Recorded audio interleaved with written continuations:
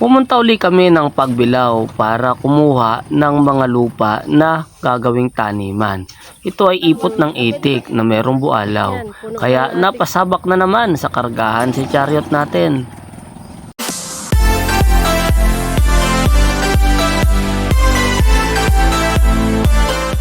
Ayan mga ka-travelers, kami ngayon ay pupunta ng Pagbilao at kukuha kami ng taniman, yung lupang taniman, kasi nagpa-project kami dito na magtanim sa palibot, no. Yung bahay kubo lang ba kahit munti, ano, yung aming sitaw, yan, sa sobrang init, kahit na basang-basa siya kanina, pero natuyo pa rin palibot, pero okay na, lusot na yan siya. Kukuha kami nung soil na mayroon na siyang pataba, yung ipot ng itik, tapos may kasama siyang bualaw. Ang kagandahan doon, kasi parang naging lupa na siya, no, nabalik na siya sa pagiging lupa, kaya napakataba, napakagandang pagtaniman. So punta kami sa Pagbilao, kakarga namin kay chariot, at magkuha din kami ng Indian mango, madami na daw kasi doon, kaya sasama namin si Taji. Hindi ko alam kung sino pang sasama sa kanila. Dami-dami tayo ngayon na kakarga ulit kay chariot, kargado. So nandito na tayo sa chariot. Akala namin ay kami na yung nahuli. Dali-dali kami palabas. Wala pa pala yung mga kasama namin. Wala pa. Nandun pa pala sila, Mama Normie. Sila Taji. Nandun pa silang lahat. Dali-dali tuloy kami. Kala ko nandito na. Ready na si chariot eh. Pina-tune up ko yan. Tsaka nag-cancel ako nung nakaraang mga linggo. Mga 2 weeks ago na. Na-tune up ko siya, kaya medyo mas okay na uli yung takbo niya. Yung isang saranggola sumabit sa ibabaw ng kahoy. Yan, isang palipad lang. Diba? Oh, sarap na hangin. Diba lumipad, tapos sumabit sa niyog, tapos natanggal. Sumabit na naman sa santol, yun na, naputol yung tali. Nakapwesto na si Madam Auring. Mayroon tayong kaibigan sa North Luzon, nag-invite sa atin na pumasyal sa kanila. So pinag-iisipan natin na mag north trip tayo. Medyo malayo-layo yun kasi sa may bandang Nueva Vizcaya, hindi lang, ano bang tawag doon? Quirino. Yan, Quirino province. So hindi ko pa alam kung gaano kalayo yun. Pero siguradong napakalayo, no? At wala din ako mga idea sa daan papunta doon. Pero pinaplano natin na sana kung loloobin, makapunta tayo doon at makapag-biyahe tayo. Siyempre gamit si chariot. At pag nagbiyahe tayo doon, ilan lang tayo siguro. Kami lang. So mas magaan, mas madali ang biyahe namin kasi magaan kapag kami lang. Pagka madami, mabigat, kaya matagal. Pero pagka kaunti lang, magaan lang, mabilis. Quirino ba isa Bagyo? Hindi, iba din yun. Pero mas malayo Quirino sa Bagyo. Hindi ko din sure. Iba kasi yung daan ng Bagyo. Yung Bagyo ay bundok. Yung Quirino bundok din. Pero magkaiba sila ng daan. Maganda siguro doon palpet ng saranggola. Yan, yung mukhang saranggola. Puro saranggola na sa isip. At dumating na nga ang ating mga makakasama. At sila ay nagkakasikipan na sa likod. Wala pang mga karga yan. Pagbilaw lang po, pagbilaw. Nasaan na yung maliit na Kukuha kami ng ng lupa, yung ipot ng itig na may raisal na natuyo na, para lupa na siya. Problema, ang dami pala namin. Hindi ang mangyayari, pagbalik namin, ilan lang yung madadala namin. Ayan sila. Gota! Ayos! Sana kaganda yung kukunin. Kanya-kanya pasal na. Pasal na, nakaupo. Mayroong pasal. Kaming lupa. Pasalin na ba? Pasalin. Ayawan yung ano? Pala? Ayawan yung Sinilas. Ayos. Chinilas. Tatay mo na! Pagkakalibahan!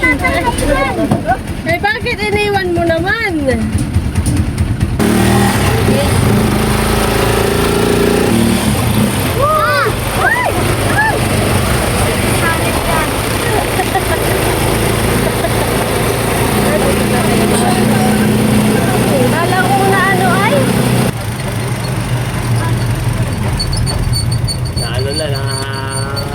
yung mga palay. So, pumunta tayo dito nung nakaraan.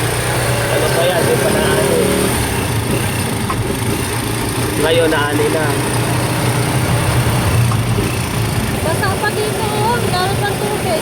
May irrigation eh. Basta may patubig. Ah, Walang problema kahit tagulan. sa atin ano na eh. Mainit na. Yan ang pabor ng may patubig. Kahit tagulan, pwede ayun. Pwede dito. Irrigation eh.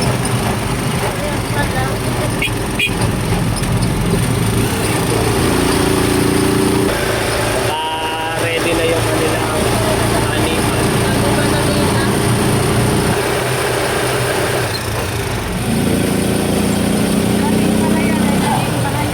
Sa pagbilaw, may patubig sila. Kaya kahit naginit, wow, meron silang plastic.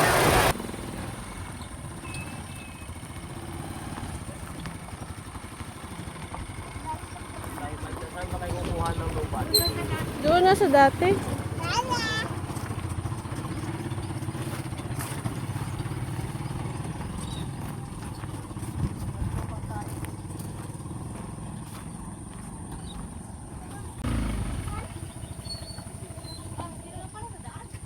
Yan, mangunguha na kami dito, oh. Ayan, ang taba nung ano, oh. Pala tayo ng ano? Papa kayo. Papala tayo. Uminom ka muna tubig, oh. Para may gasolina ka. Ano yun? Mangunguha tayo ng ano nga yan? Pataba. Yan, dito tinatapon yung mga ipot ng itik. Yan, oh. Yan. Yan, oh. Taniman. Ito yung napakataba na lupa yan. At yan ay may... Dinayo na. Dinayo namin Yan ay mayroong ano, mayroong ipa ng palay at mayroong tae ng Itik. itik. Yan. Sobrang taba niyang lupa na yan. Uy, yun na nga. Dahan-dahan. Oh, may tae yan ng itik. Yan. Yan, yung mga tinutinokan ko.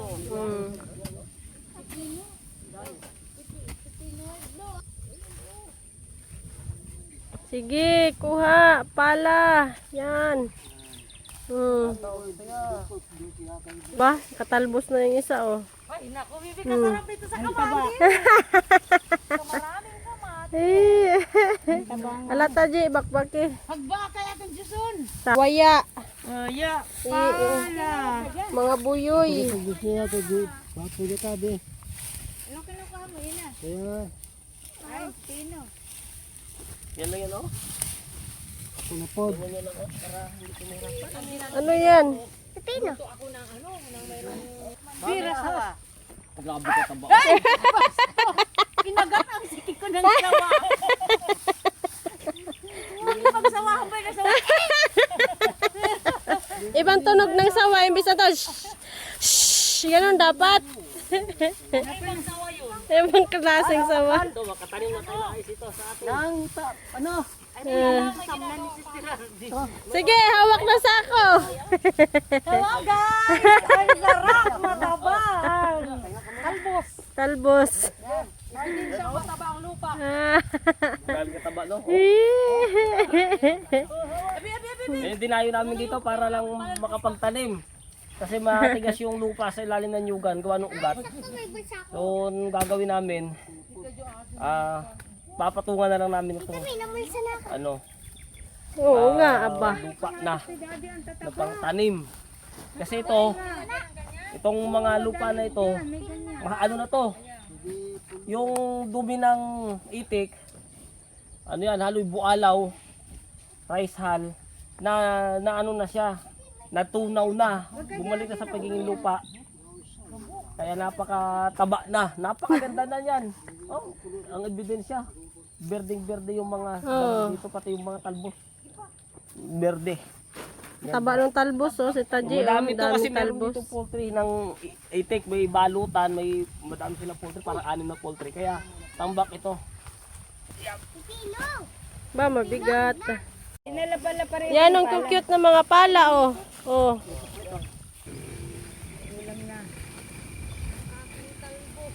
Ang natural design kasi, tingnan mo, ang tae bumabalik sa lupa. Nagiging Yung tae. Tingnan mo, Dapat pala wala tayong CR. kaya yung pagkain ng No. mga hayop, ito yung mga tae ng hayop, Dapat sa lupa nagatae. pagbalik niya sa lupa, nagiging lupa na uli yun. Nagiging pataba na, parang cycle lang. Ganun lang yung cycle ng ano.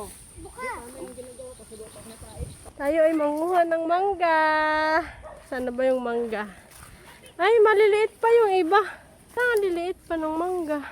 Nakaraan, ang dami ditong mangga. Pero bakit ngayon ay parang kakaunti.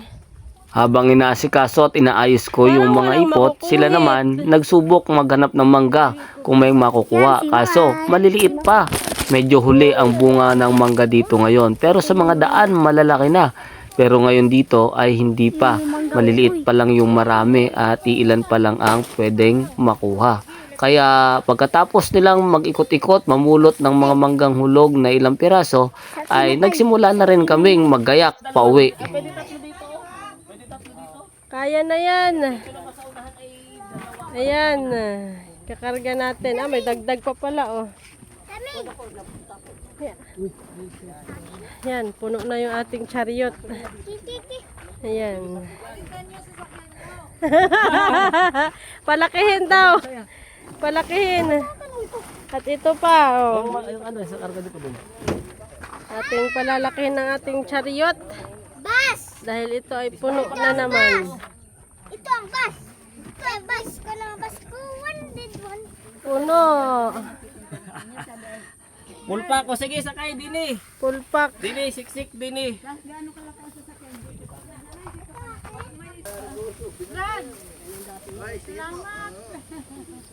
Yan. Dito sa gitna yung bata. Upo ko lang dito, Tina. Dito, Diyos sa'yo, sa gitna. Sige. Kargado. Kung rin nakaayos ang... Akit ka doon mga kakit ka ba? Ang kamada. Hindi magandang kamada eh. Ay, sabi nga namin ay, nako, ay mali ang kamada. Dahil hindi ako nagkamada ng karga, kaya parang masikip masyado. Kaya sinisiksik ko pa yung iba sa ilalim ng upuan para naman magkasya yung mga tao. Babaguhin ko sana ang kamada pero inisip kong sige okay na to, balanse naman kasi meron din naman dalawa sa unahan. Kaya tuloy na. Mang full pack. Ang chariot. Pagkatapos may kamada ang mga karga, pati ang mga tao, nagsimula na tayong umalis. Pinapakiramdaman ko habang umaalis at umaandar, baka mamaya masyadong mabigatan. Pero goods na goods naman.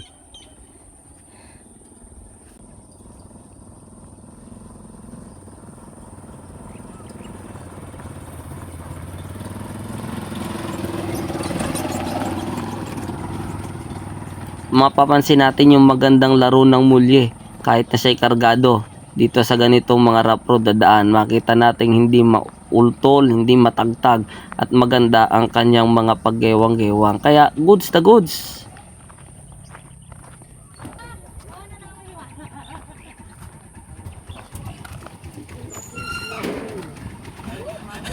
Pagpag. Sige, kargado. Ayan, kargado tayo, kargado. Okay na kayo dyan? Nakasarado na dyan? Ano, kamusta? Okay, sige. Ayan. At nagsimula na tayong maglakbay pauwi ng Tayabas. Kargado ito ay, hindi talaga ito pwede yung paspasan. Hinay-hinay lang. Ha? Yan? Okay lang. Kaya naman.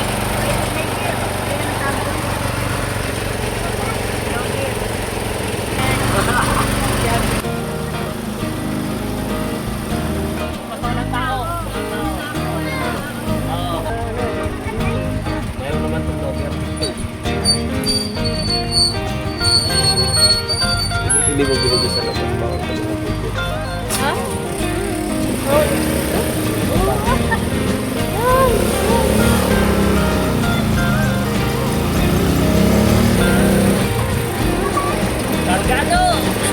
Dito po. Ayan, testing talaga. Nasusubukan yung ating pinalit na multi. Napaka lupit. Maganda. At nasusubukan ko na ngayon. Bakit kargado man, hindi, maganda yung play niya. Yan ang kagandahan dyan. Kasi nga, solid yung multi natin. Tapos, mahaba. Maganda ang play kahit na walang karga at kahit may karga. Tandaan lang tayo.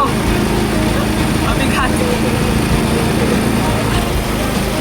May bayad dyan, may bayad.